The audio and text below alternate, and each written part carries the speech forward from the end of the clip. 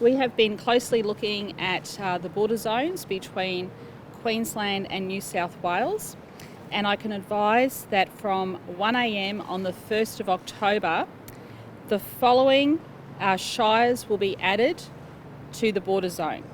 They are the Byron Shire, Ballina, the City of Lismore, Richmond Valley, which involves Casino and Evans Head, and Glen.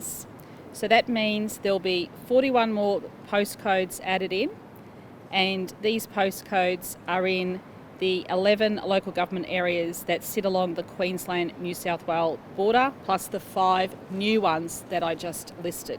So residents will be able to apply for a border pass, and then they will be able to freely travel around Queensland, and Queenslanders will also be able to travel there as well. We've not seen any cases along those border areas for quite some time. We know that people who live along that border actually have a lot more to do with Queensland than they do with New South Wales, and we know the difficulties it's caused those communities. We've very consistently said throughout this pandemic that we would review our border settings towards the end of each month and make adjustments as appropriate based on the situation, both here in Queensland and in other states. And so that review for this month has said that we can safely shift the border zone, bring more people into the Queensland border zone.